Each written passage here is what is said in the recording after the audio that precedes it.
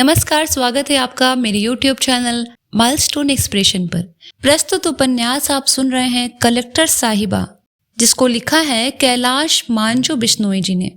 अगर आप भी संघर्ष, जुनून और जज्बातों की असली कीमत जानना चाहते हैं तो इस कहानी को अंत तक जरूर सुनिएगा। इंटरव्यू। मैं कुछ दिनों से ऑब्जर्व कर रहा था कि जब तक मैं लाइब्रेरी में पढ़ता था तब तक वह पढ़ती थी। मैं व्हाट्सएप और टेलीग्राम में डीपी चेंज करता तो वो भी उसी दिन डीपी चेंज करती। हाँ, वह अक्सर अपनी डीपी नहीं लगाती थी। मैं पिछले कुछ दिनों से ये भी गौर कर रहा था कि सजना संवरना उसे अब अच्छा लगने लगा था। वह देर रात तक पढ़ने की आदी थी और मैं इसके ठीक विपरीत जल्दी सोने का। अब उन्होंने भी अपनी आदत जल्दी सोने की बना ली थी। मुझे ऐसा प्रतीत हुआ कि वह मुझे चाहने लगी थी। मैं तो पहले से ही जान जाता था और उन्हें चाहता था। जनवरी के पहले सप्ताह में दिल्ली विश्व पुस्तक मेले के कारण दिल्ली का माहौल किताबी हो चुका था और किताब पढ़ने के शौकीन होने के कारण मैं, एंजल, सुमित और लव गुरु एक दिन रविवार को सच धजकर प्रगति मैदान पर पहुंच गए। वैसे सच धजने का तो क्या ही कहा जाए। यदि कुछ अपवादों को छोड़ दिया जाए तो एक यूपीएससी अभ्यर्थी सजने संवरने में ज्यादा वक्त नहीं लगाता। लोगों का हुजूम उमड़ा हुआ था। पाठक ज्यादा थे या लेखक या फिर प्रकाशक, पता करना थोड़ा मुश्किल हो रहा था। लोकार्पण के लिए किताबों को रंगीन कागज की पन्नियों में आहिस्ते से लपेटकर खूब सजे धजे भव्य प्लेटफॉर्म पर ले जाया जा रहा था, जहां अच्छे से किताब की मुंह दिखाई की रस्म अदा की जा रही थी। मंच पर शोभा बढ़ा रहे थे वक्ता और लेखक, जो पुस्तक और नए नवेले लेखक की शान में कसीदे पढ़ रहे थे। जो वक्ता अपनी बारी के इंतजार में थे, वे वक्ताओं को ध्यान से सुनने की बजाय चाय कॉफी पर ज्यादा ध्यान दे रहे थे। पुस्तक मेला सचमुच में केवल पुस्तकों का नहीं, लेखकों का भी मेला होता है। मैंने एक चीज यह भी नोटिस की कि पुस्तक मेले में किताबों की स्टॉलों से भी ज्यादा भीड़ पिज्जा बर्गर वाले स्टोर पर थी। जो युवा किताबें महंगी होने के चक्कर में उन्हें नहीं खरीद पाए, वे फास्ट फूड खरीद कर धड़ल्ले से उदरस्त कर रहे थे। बुक स्टॉल वाले अपने काम में व्यस्त थे। वे जो पुस्तकें लोकार्पित हो गई थी उनका थोकार्पण कर रहे थे। मैंने दिल्ली दरबार उपन्यास खरीदा और एंजल के साथ प्रगति मैदान के बुक स्टॉल पर घूमने लगा। हम प्रभात पब्लिकेशन, पेंगविन, हिंद युग्म जैसे प्रकाशनों के बुक स्टॉल पर जाकर किताबों के कुछ पन्ने पलटते और फिर चल देते। बुक स्टॉल वाले भी सोच रहे थे कि यह लोग बुक खरीदने आए हैं या केवल बुक के पन्ने पलटने। मैं, एंजल, सुमित और लव गुरु इसी तरह प्रगति मैदान के पुस्तक मेले में घूम रहे थे। एक बंगाली तांत्रिक बाबा सड़क के किनारे बैठे हुए थे। उनके पास एक छोटा सा टेप रिकॉर्डर था जो कह रहा था, शादी में रुकावट, पति पत्नी में अनबन, मनचाहा प्यार, इन सब समस्याओं के साथ करियर में रुकावट, कारोबार में घाटा, गड़ा धन, हर समस्या का समाधान सिर्फ 2 घंटे में। मैं यूपीएससी प्री के पिछले 2 बार लटक रहा हूं बाबा जी, कोई धांसू समाधान बताइए, लव गुरु ने कहा।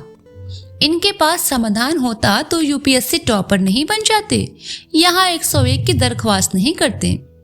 तांत्रिक बाबा बीच में ही बोल पड़े, अगर काम न हुआ तो फीस वापस। बाबा जी, आईएएस की परीक्षा 2-3 महीने बाद में है, अब सॉल्यूशन कैसे हो जाएगा? मैंने थोड़ा मजाकिया अंदाज में कहा। इन तांत्रिक बाबाओं के पास में हर समस्या का समाधान होता तो केंद्र सरकार इन तांत्रिक बाबाओं को आर्थिक सलाहकार बनाकर अर्थव्यवस्था की हर समस्या का समाधान नहीं कर लेती? जीएसटी और नोटबंदी से देश की इकोनॉमी की जो दुर्गति हुई है उसका इलाज ये 2 घंटे में बता देते। सरकार इनके पांव पकड़ती और कहती कि किसी भी तरह से हमारी अर्थव्यवस्था को आर्थिक मंदी से निकाल दीजिए। वैसे भी देश को तो इसी तरह के लोग चला रहे हैं, या तो बाबा लोग या तो फिर नेता लोग। लव गुरु ने मैंगो शेक पीते हुए कहा। इस तरह हमने ज्यादा किताबें तो नहीं खरीदी, लेकिन पुस्तक मेले में जाकर मजा खूब किया। शाम के 6 बजने के बाद हम मेट्रो से जीटीबी नगर आ गए। यूपीएससी ने डिटेल एप्लीकेशन फॉर्म यानी डीएएफ निकाला। उसमें मुख्य परीक्षा में पास हुए अभ्यर्थियों से बायोडाटा मांगा गया था। एंजल का कॉल आया। मुझे समझ में नहीं आ रहा है कि मैं हॉबी में क्या भरूं। आपको क्या क्या पसंद है, कौन सा खेल, कौन सा नृत्य?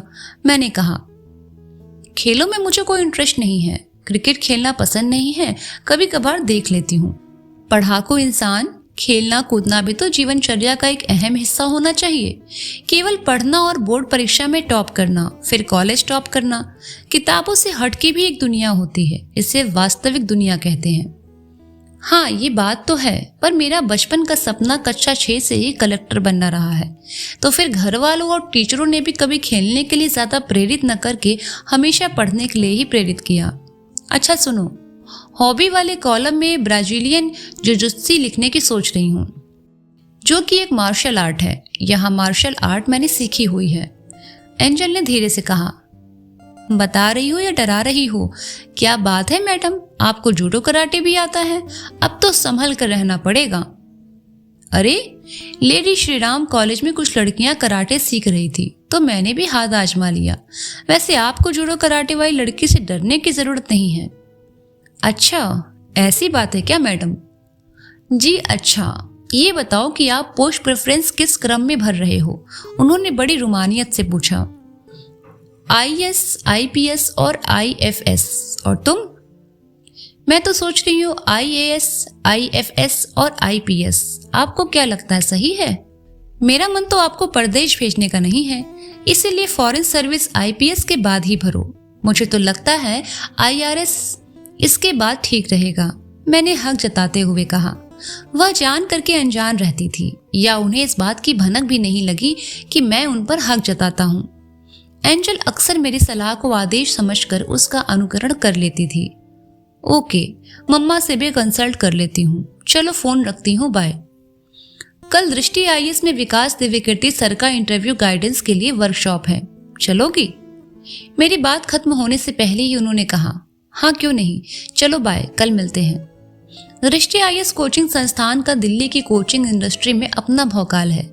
दूसरे दिन हम नेहरू विहार वाले क्लासरूम में विकास सर की क्लास अटेंड करने गए। क्लासरूम भावी IAS IPS अफसरों से गुलजार था। उनके चेहरे से साफ झलक रहा था कि विकास सर अपनी क्लास में ऐसे गोल्डन रूल बता देंगे कि इंटरव्यू में 200 मार्क्स तो आ ही जाएंगे। बच्चों की तादाद लगभग 70-80 रही होगी। मेरे साथ एंजल ने एंट्री की कई लड़कों के दिल पर बिजलियां गिरा दी। जब हम विकास सर की क्लास कर रहे थे, उस समय भी कुछ अभ्यर्थी अपने जीवन साथी की तलाश में जुटे थे। सर ने बताया कि UPSC बोर्ड में होने वाला इंटरव्यू तैयारी से ज्यादा किस्मत का खेल है। दिव्यकीर्ति सर ने बहुत सारे इंटरव्यू के टिप्स भी दिए। हम क्लास लेकर वापस अपने अपने गंतव्य स्थल की ओर चल दिए। सोमवार का दिन था। हम उम्मीद कर रहे थे कि UPSC की इंटरव्यू डेट आ जाएगी। हुआ भी ऐसा ही। मेरा इंटरव्यू की तारीख आई 5 मार्च और एंजल इंटरव्यू था 13 मार्च को। हमें तैयारी का पर्याप्त समय मिल गया था। एक दिन हम ओझा सर के वहां क्लास लेने के लिए चले गए। ओझा सर ने एंजल से एक सवाल किया कि एक लड़का और लड़की को पब्लिक प्लेस पर प्रपोज करता है तो यह IPS की किस धारा के तहत अपराध में आएगा? नहीं सर, IPC की किसी भी धारा में प्रपोज करने को अपराध की श्रेणी में नहीं रखा गया है। अगर लड़की प्रपोज करने पर थप्पड़ जड़ दे तो क्या यह अपराध होगा? सर ने क्रॉस क्वेश्चन किया। हाँ सर, एंजल ने शर्माते हुए कहा। सर ने मजाकिया अंदाज में कहा, लड़कों, अब आप इस खूबसूरत बला को क्लास खत्म होने के बाद प्रपोज कर सकते हैं। क्लास के सभी बच्चे ठहाके लगाकर हंसने लगे। गांव तथा छोटे शहर का कोई लड़का न केवल बड़े से बड़ा सपना देख सकता है बल्कि उसे साकार भी कर सकता है। हाँ, मेट्रो शहर में पले बढ़े बच्चे की तुलना में उन्हें संघर्ष थोड़ा ज्यादा करना पड़ सकता है। कठिनाइयां उनके सपने को कठिन बनाने की कोशिश कर सकती हैं। समय सपने को सच बनाने में थोड़ा ज्यादा लग सकता है। लेकिन किसी बंदे में गजब का उत्साह हो तथा सपनों में हौसला हो तो हौसलों की उड़ान से मंजिल को पाया जा सकता है। अगर आपको कुछ लोग यह कहें कि यह काम तुम नहीं कर सकते तो उन्हें तुरंत जवाब न दें, बल्कि मेहनत इतनी कड़ी करना शुरू कर दें कि बड़े बड़े दिग्गजों की आप पर की गई भविष्यवाणी गलत सिद्ध हो जाए। लोग ये कहें कि आप IAS नहीं बन सकते तो उनके सामने आपका संक्षिप्त उत्तर होगा, बन के दिखाना। ओझा सर ने मोटिवेशनल स्पीच देते हुए कहा, मेरा ऐसा मानना है कि यदि आप सिविल सेवा में सफलता पाना चाहते हैं तो धीरज को अपना घनिष्ठ मित्र अनुभव को अपना परामर्शदाता, अनुशासन को अपना बड़ा भाई, आशा को अपनी गर्लफ्रेंड बना लो। एक बात और, पढ़ाई और चिंतन मनन को अभिभावक बना लो ताकि सफलता पाने में ज्यादा सहूलियत हो सके। अच्छी आदतों के देवता बन जाइए। हर रोज गुणवत्ता युक्त 8 से 10 घंटा पढ़ाई कीजिए ही कीजिए और बाकी ऊपर वाले की जिम्मे छोड़ दीजिए। उस दिन ओझा सर का लेक्चर, इंटरव्यू, क्लास कम और मोटिवेशनल सेशन ज्यादा लग रहा था। हमने 3 घंटे तक ज्यों के त्यों करके ओझा सर का बोझ झेला।